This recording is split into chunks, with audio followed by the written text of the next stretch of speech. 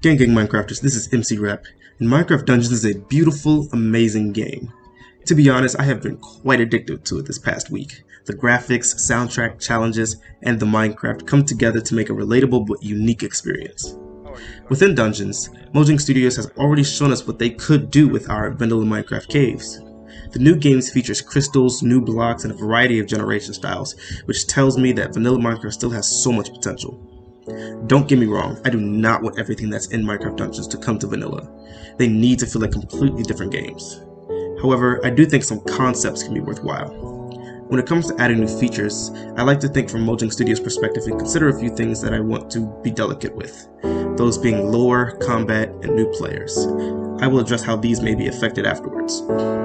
I have 3 interconnected feature ideas that I think would be worthwhile additions to the game. First is the generation. A simple change to the generation could be bigger and more complex cave spaces. Many people have already seen examples of this, having bigger openings with stalactites, sea Sand Valley, and different smaller hills of stone can liven up our underground walks a little. As for bigger changes, people suggest things such as underground biomes. At the very least, we already have slime chunks. Those can be indicated by additions to slime blocks, and I think that could be a good mid-ground. But the important part is making these changes matter. Still, people will argue that caves have to matter in a way that differs from them just going in simple strip mining. The way I want to describe my solution to this is using underwater caves. Caves, of course, have stayed the same for a good while now, but the additions of underwater caves don't fill those gaps. I think that these new generation styles can help underwater caves do this. They can just as easily be applied to those as well, and I think underwater caves matter because even though we talk about cave updates being important, most people don't really reference underwater caves, and right now they have even less of a purpose than above water caves, and I want to make sure that they get love as well. Secondly, the thing that makes it worthwhile would be the additions of crystals. If these only generate where the water touches the rocks, strip mining won't do it much good.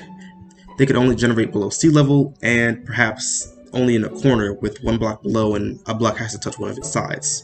I'm just giving some examples of something we can do to have it have specific generation requirements so that it won't be easy and it gives us a different way of mining. I think this addition can make underwater mining useful and difficult, given that either potions, conduits, or turtle helmets will be needed to mine them effectively.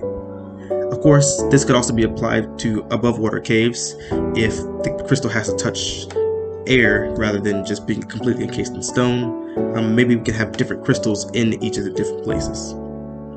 Now for the third part, why do these crystals matter? Why would people want to get them? Do they have any survival purpose? Taking another idea from Dungeons would be more consumables. Not food necessarily, but more things that fall into the same category as golden apples and chorus fruit in vanilla, or things like the death cap mushroom in Dungeons. The crystals would be crafted upon another food item, and the new item would give you other abilities. Perhaps a way to control where the chorus fruit teleports you. I think that would be great. As long as they are useful but not overpowered, they can be as useful and late game as potions are. An alternative to this idea could be an addition to armor. Either it could be another use for the smithing table to upgrade certain gear, or perhaps a new armor item. Since the addition of the elytra and turtle shell, I have been looking forward to some sort of alternative armor set that can be a good alternative to the standard diamond and netherite armor. Perhaps new boots and new leggings could be used and crafted from this new material and give us new special abilities that simple enchantments on diamonds and netherite cannot. To address some issues, I think that this addition won't affect new players negatively. It won't increase the learning curve in the early game, especially if they require a top tier pickaxe to mine. As for lore, I know I haven't released my Minecraft lore videos at the time of recording this, but I do think it's possible for these crystals to have a place in the lore in some way, which I'll be sure to address when those videos come out. And as for combat, I do believe experiments like the combat snapshots we've had not too long ago should be perfected before adding any more combat diversity to the game. All in all, I'm excited for this hypothetical cave-in combat update. And if you are too, then remember, don't be a Fortnite fool, Heights hypocrite, or Roblox reject, always be an amazing Minecraft master. Stay blocky.